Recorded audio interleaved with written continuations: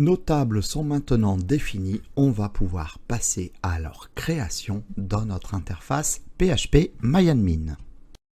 Bien, donc il est temps pour nous de créer nos tables dans notre base de données. Donc, on est de retour sur notre interface PHP MyAdmin. Pour retrouver facilement la base de données qu'on a créée, en fait, on a toute la liste des bases de données qui se trouvent ici sur la gauche, rangées par ordre alphabétique.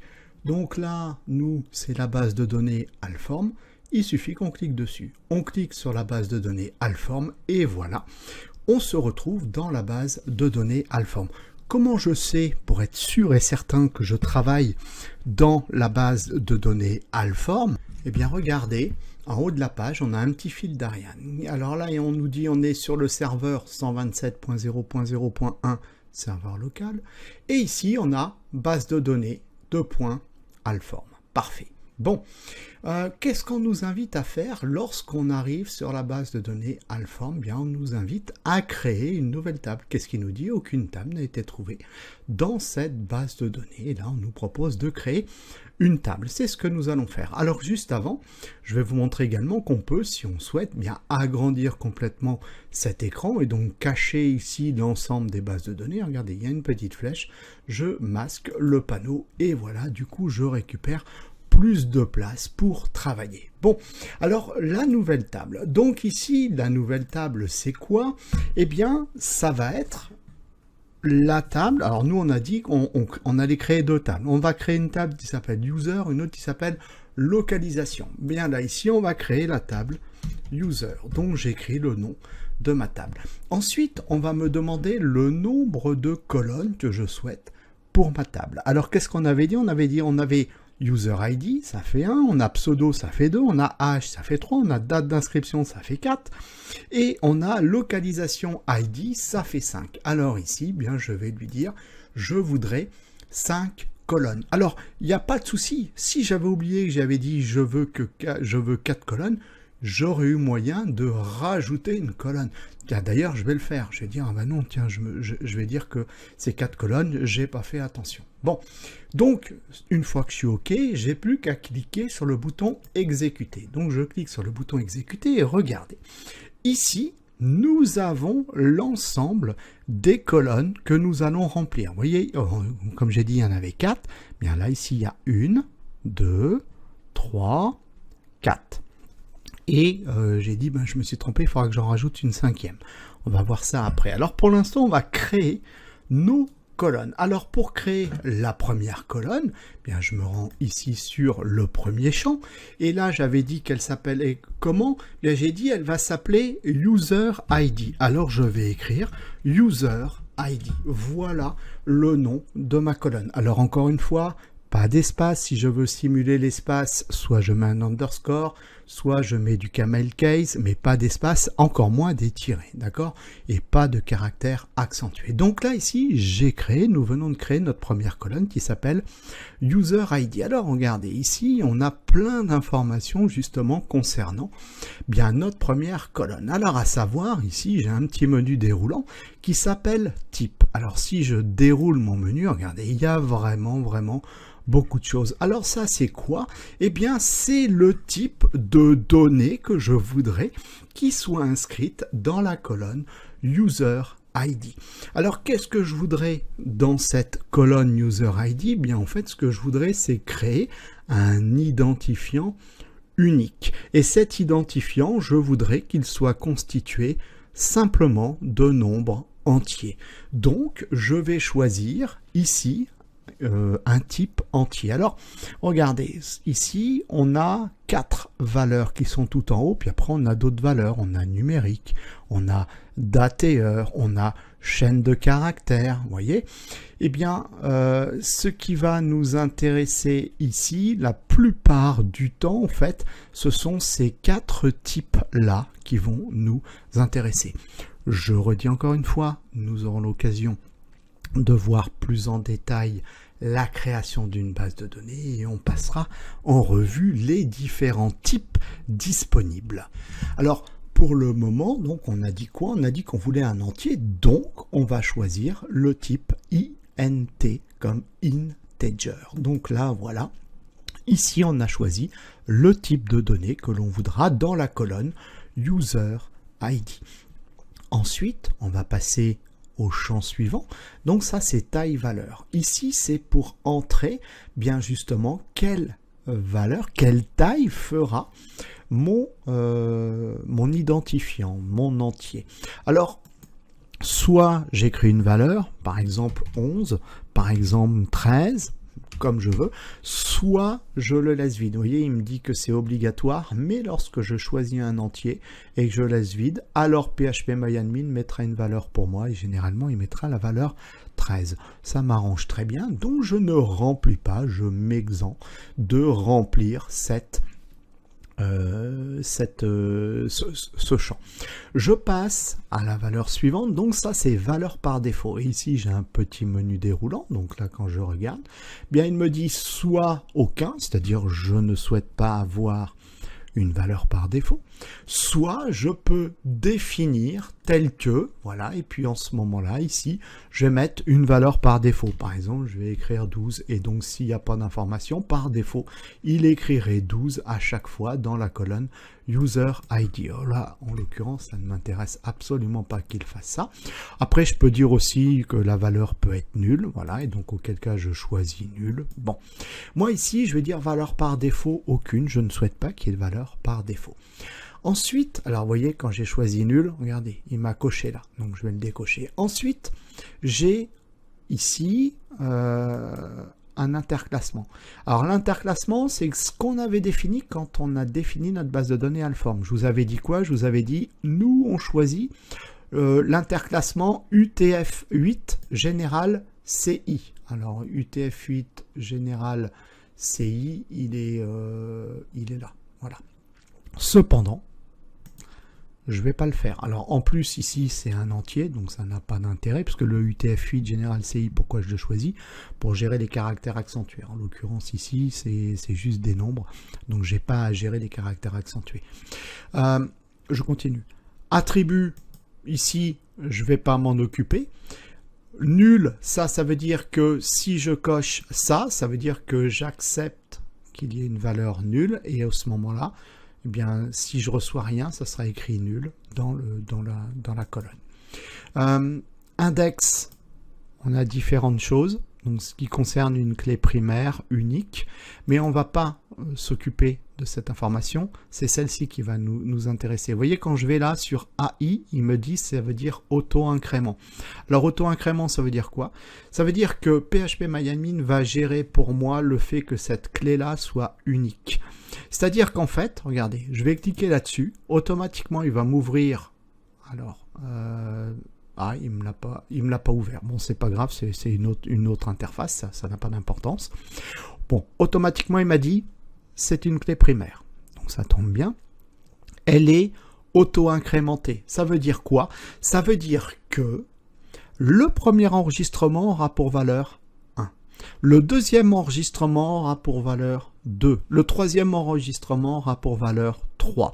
Et c'est pas moi qui va gérer ça. C'est-à-dire que quand je vais rentrer des enregistrements dans ma table user, je n'entrerai aucune information pour la colonne user ID. C'est PHP-MyAdmin qui s'en chargera de lui-même. Et lui aura mémorisé la dernière valeur. Si la dernière valeur c'est 1850, eh bien il saura que le prochain enregistrement sera la valeur 1851. Voilà, moi je n'ai pas à m'occuper de ça. Alors je vais agrandir, je vais passer encore, parce qu'il y a encore d'autres informations.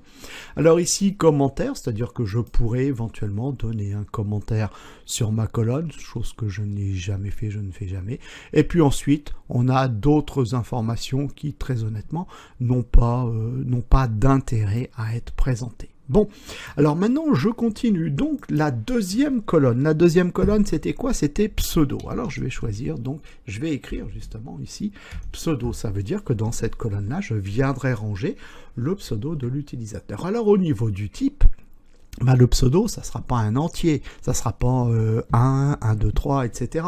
Ça sera plutôt une chaîne de caractères. Alors justement, la chaîne de caractères, eh bien, on va choisir ici la valeur varchar. Alors attention, à partir du moment où je choisis ce genre de valeur, je suis dans l'obligation, ici, dans le champ suivant, de lui donner une taille. Alors quand on choisit un varchar, ça va de 0 à 255 caractères. Donc là ici, le nombre de caractères maximum que je vais écrire en fait m'obligera à ne pas enregistrer au-delà. Si par exemple je lui disais 5 en valeur, bien ça signifie que je ne pourrai pas enregistrer des pseudos qui ont plus de 5 caractères. S'ils ont plus de 5 caractères, ils seront tronqués et je n'enregistrerai que les 5 premiers caractères. Ce n'est pas très judicieux.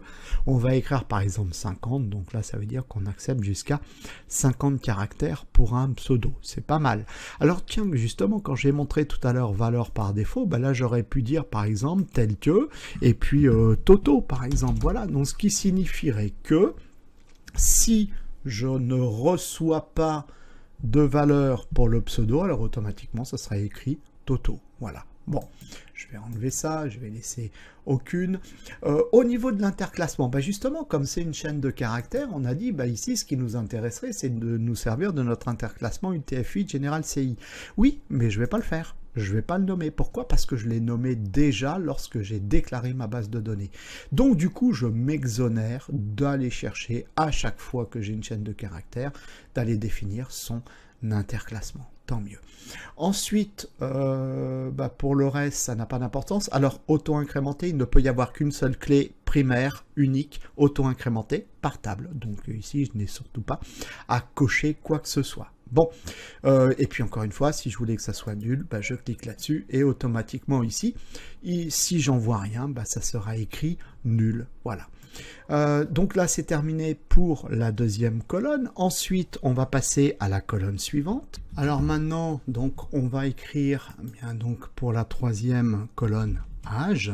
Alors pour l'âge, au niveau du type, c'est un entier, puisqu'on a 10 ans, 20 ans, 30 ans, 40 ans, 100 ans, mais on n'a pas 20,2, 30,3, etc. Donc là, pareil, on va s'exonérer de mettre une taille, puisqu'on a choisi integer, et puis PHPMyAdmin mettra une taille pour nous. Donc là, on passe directement au champ suivant, qui était date d'inscription. Donc date inscription. Alors pour ça, qu'est-ce qu'on va choisir comme type? Alors je regarde inscription. Non, je me suis pas trompé. Inscription, c'est bon. Qu'est-ce qu'on va choisir comme type? On va choisir un type date. D'accord? Alors si je regarde plus en avant, vous voyez, regardez, j'ai date, date et heure. Donc j'ai le type date qui est le plus classique. On a date time, timestamp, time et year. Voilà. On aura l'occasion de reparler de tout ça. Donc là, pour l'instant, je vais choisir date. Au niveau de la valeur, je marque rien. D'accord. Ce qu'il faut savoir, c'est que comme donc l'informatique est sous un système anglophone, donc on va récupérer une date au format américain. Donc ce qui veut dire année, mois, jour. Voilà. Pour le reste, je ne touche pas. Par contre, je vous ai dit, normalement il y avait 5 colonnes et moi j'en ai fait que 4. Regardez, ici en haut. Donc j'ai le nom de la table que je peux corriger éventuellement. Et là, je peux ajouter une colonne. Je vais dire exécute, ajoute-moi une colonne. Et regardez, automatiquement, il m'a rajouté une colonne. C'est plutôt sympa. Bon, et donc là, ici, je vais mettre localisation ID. Ça, c'est la clé étrangère. Donc une clé reste un entier. C'est une clé étrangère, je ne m'occupe pas de ça, hein. C'est pas une clé primaire, c'est pas auto-incrémenté, encore une fois, ça, il n'y en aura qu'une. Donc ici, c'est tout. Voilà, j'ai rien d'autre à faire. Dernière petite chose avant de créer notre table physiquement. Vous voyez ici, j'ai la possibilité de pouvoir laisser un commentaire, écrire un commentaire pour ma table, de pouvoir définir un interclassement, donc le UTF-8 général CI, donc soit je définis par colonne, soit je définis directement sur la table, soit je définis au départ à la création de ma base de données. C'est ce que nous avons fait. Bon, maintenant, ce qu'il va falloir, c'est que l'on crée cette table. Regardez ici, j'ai un petit menu, un petit scroll, voilà. Alors, il est où? Non, il est en bas, pardon, autant pour moi. Il est ici, donc je clique sur le bouton enregistrer et là automatiquement pouf, voilà, on vient de créer la table. Vous voyez là, je suis sur l'onglet structure et il me montre, il me récapitule ce que nous avons créé. Alors donc on a dit, on a 5 colonnes, regardez, elles sont nommées 1 2 3 4 5, d'accord. Le nom de la première colonne, c'est bien User ID. Regardez, il m'a dessiné une petite clé. Donc ça, c'est la clé primaire, d'accord? Le int, alors tout à l'heure, j'ai dit il mettrait 13. Alors il me contrarie, il a mis 11. Ça n'a aucune espèce d'importance, voilà. Donc il me dit, le type est un entier et il peut aller jusqu'à 11 caractères. Ensuite, il me dit, ben ici, ce sera une clé primaire unique, auto-incrémentée. Bien. Si je vais sur la deuxième, bah c'est pseudo, j'ai dit quoi? C'est un varchar, une chaîne de caractères. Regardez l'interclassement, il me l'a donné, UTF-8 General CI, ben voilà, donc c'est celui que j'avais mis quand j'ai déclaré la base de données Alform, c'est parfait. Et ici, varchar et entre parenthèses, le nombre de caractères maximum autorisé, donc à savoir 50 caractères. Après, j'ai pas de valeur par défaut, j'ai pas tout ça. Si j'avais une valeur par défaut, elle serait écrite ici à la place de aucune. Ensuite, j'ai la colonne A, j'ai dit c'était un entier, donc lui m'a dit ça, ce sera 11 caractères. La date d'inscription, c'est un type date, d'accord. Et puis localisation ID, c'est un entier, et là aussi c'est 11 caractères. J'ai la possibilité, si je me suis trompé, je me dis ah bah oui tiens pseudo par exemple ça s'écrit pas comme ça, ou je veux plus de caractères, ou voilà. J'ai juste à appuyer sur modifier. Si je clique sur modifier, j'ai accès donc à ma colonne pseudo avec le type. Si je veux modifier le type, je veux modifier le nom, je veux modifier la valeur. Bref, je peux modifier tout ce que je veux et une fois que c'est bon, je clique sur enregistrer. Donc là, j'ai fait aucune modification. De la même façon, si ici, au dernier moment, je souhaitais rajouter une nouvelle colonne, bien regardez juste en dessous, j'ai ajouté une ou plusieurs colonnes, je peux en ajouter autant que je veux, et ensuite il me dit après. Alors après quel champ, quelle colonne? Ben, par défaut, il me donnera toujours la dernière colonne, donc après localisation ID. Sinon, regardez, je peux le faire après n'importe laquelle, après user ID, après pseudo, après âge, ou après date, inscription. Alors admettons que je voudrais créer une nouvelle colonne, ben, j'ai juste à dire, ben, je veux créer une nouvelle colonne, par exemple après localisation ID, je clique sur exécuter, et là, ben, pareil, voilà, donc là je vais créer le nom de la colonne, je vais l'appeler Toto, je vais dire que c'est une chaîne de caractères, varchar, 10 caractères maximum, et puis je vais dire, tiens, pourquoi pas, valeur par défaut, Toto, voilà, peu importe. Bon, si c'est bon, je clique sur enregistrer, et regardez, ma table est à jour. Donc là, il m'a rajouté un 6e champ, qui s'appelle Toto, varchar, 10 caractères, par défaut UTF-8 General CI, et ensuite, valeur par défaut, Toto. Voilà. Si au final, je change d'avis, je dis bah non, je ne veux plus de cette colonne, ben regardez, ici j'ai le bouton supprimer, ou alors je coche ça et j'appuie sur supprimer, si je veux en faire plusieurs, ben je coche plusieurs, j'appuie sur supprimer, il me demande une confirmation, est-ce que je veux supprimer de la table user la colonne Toto? Ben je vais dire oui, je souhaite le faire, et regardez, ça y est, ça a disparu. Donc voilà comment on est capable de pouvoir créer une table. Alors maintenant qu'on a compris, on va créer une deuxième table. Alors comment je fais là sur mon interface pour créer une deuxième table?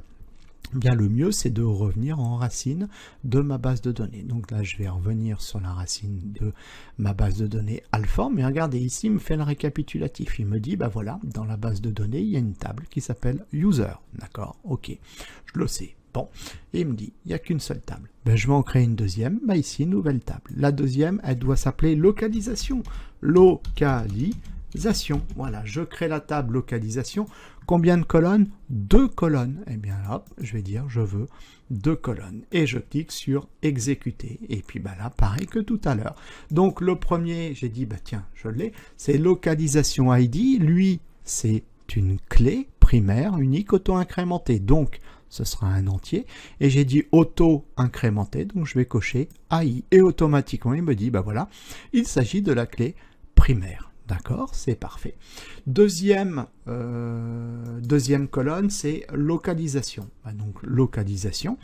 Au niveau, alors j'avais dit quoi? J'avais dit pour simple, donc localisation, on aurait nord, sud, est, ouest par exemple. Bon, donc du coup, ça veut dire que ce serait une chaîne de caractères, voilà, et combien de caractères? Par exemple, 10 caractères maximum iront bien. Et voilà, ça y est, tout ça c'est prêt, je clique sur le bouton enregistrer, j'ai le récapitulatif de ma table localisation, donc j'ai localisation ID, j'ai ma clé primaire, voilà, c'est un entier, elle est auto-incrémentée, et ensuite j'ai ma colonne localisation, qui est une chaîne de caractères, qui accepte 10 caractères maximum, sous l'interclassement UTF-8 général CI.